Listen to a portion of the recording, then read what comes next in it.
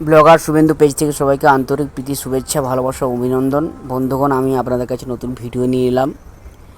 আমি এখন বর্তমানে হিমাচল প্রদেশের একটি গ্রাম আপনাদের সামনে তুলে ধরছি। এই গ্রামটির নাম হচ্ছে মহাবীরপুর। হিমাচল প্রদেশের বদ্রির অন্তর্গত একটি গ্রাম। দেখতে পাচ্ছেন রডগুলো রাস্তায় বিছানা আছে, কারণ বাড়ি তৈরি হচ্ছে নতুন করে, ড্রেনের মতন করা হয়েছে। সাইডে দেখলেন এই ধারটা আবার প্লাস্টার করেনি। আমি উত্তরপ্রদেশে দেখেছি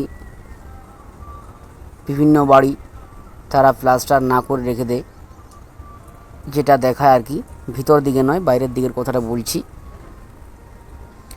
কি কারণ সেটা হয়তো পরবর্তীকালে জানতে পারবো। দেখতে পাচ্ছেন চেম্বার। এই চেম্বারগুলি যখন বর্ষাকালে প্রচুর পরিমাণে বৃষ্টি হয় সেই সময় কিন্তু এগুলোকে খুলিয়ে দেওয়া হয়, জল কিন্তু নির্গত হয়ে যায়। ঢালাই রাস্তা করা হয়েছে গভর্নমেন্টের তরফ থেকে। এবং ওই যে দেখতে পাচ্ছেন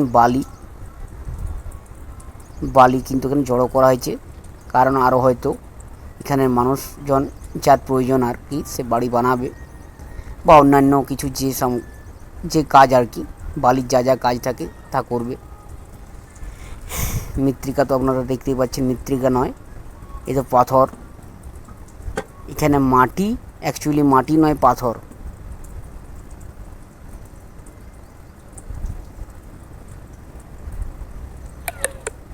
এই যে আপনারা দেখছেন এখানে যানবাহন, গাড়ির আধিক্যটা বেশি, 4 চাকা,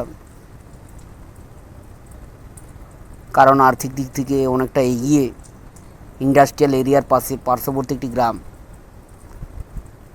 আপনারা দেখলেন, ওই যে দেখালাম পাহাড়ের কোলে অবস্থিত এই গ্রামটি।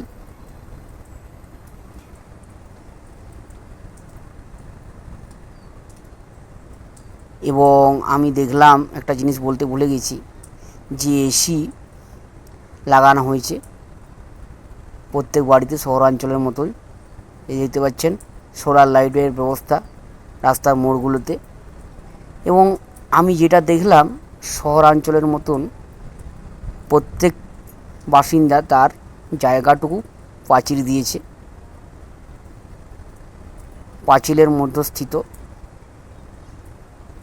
মোটামুটি চিত্র খুব সুন্দর, সামগ্রিক চিত্র।